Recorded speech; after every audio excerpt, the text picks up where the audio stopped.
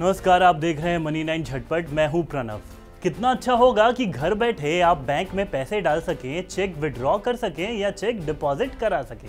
यह कोई सपना नहीं है बल्कि हकीकत में ऐसा हो रहा है। इस समय एसबीआई सहित कई बैंक अपने चुनिंदा ग्राहकों के लिए ऐसी सेवाएं दे रहे हैं। इन ग्राहकों में सीनियर सिटीजन्स, खतरनाक बीमारी से ग्रस्त लोग, दिव्यांग, नेत्रहीन वगैरह शामिल हैं। अब इस पहल को तेजी से लागू करने के लिए सरकारी बैंकों के अलायंस पीएसबी अलायंस ने एक टारगेट सेट किया है। इसके तहत सभी सरकारी बैंकों को मार्च 2023 से अपने हर ब्रांच में कम से कम 3 बार डोर स्टेप बैंकिंग सेवा के रिक्वेस्ट को पूरा करना होगा। इस सर्विस का फायदा उठाने के लिए पहले आवेदन करना होता है। साथ ही इसके लिए कुछ खास शर्तें हैं जो आपको पूरी करनी होती हैं।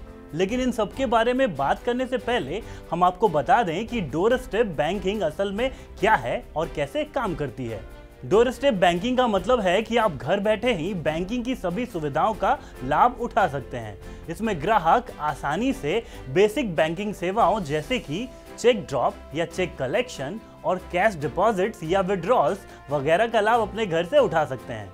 मतलब कि उन्हें कहीं जाने की जरूरत नहीं होती। यहाँ तक कि आप घर बैठे नया फिक्स डिपॉजिट यानी एफडी खाता भी खुलवा सकते हैं। अब दोबारा खबर पर लौटते हैं। कोरोना महामारी के दौरान एसबीआई ने डोर स्टेप बैंकिंग की शुरुआत की थी। इस दौरान बैंक लोगों के घर जाकर बैंकिंग सर्विसेज दे रहा था।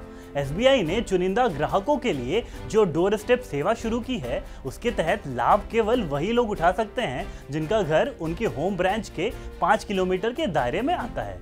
इसके लिए आपको एसबीआई के टोल फ्री नंबर पर कॉल करके डोर स्टेप बैंकिंग के लिए अप्लाई करना होगा। डोर स्टेप बैंकिंग के तहत आप अधिकतम 20,000 रुपए तक ही कैश निकाल सकते हैं। इसके अलावा आप 20,000 रुपए तक की राशि ही बैंक में डिपॉजिट भी कर सकते हैं।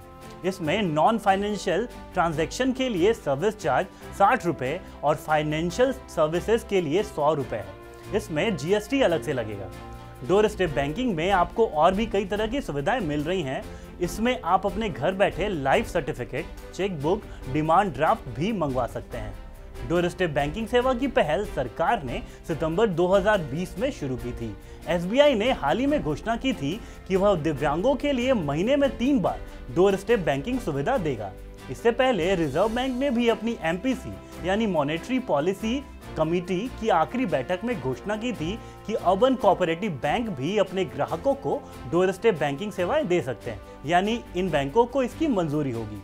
आरबीआई गवर्नर शक्तिकांत दास ने कहा था कि इस पहल का मकसद बैंकिंग सेवाओं को सीनियर सिटीजन्स और दिव्यांगों के लिए ज्यादा सुलभ यानी एक्सेसिबल बनाना है। उम्मीद करते हैं यह खबर आपको पसंद आएगी।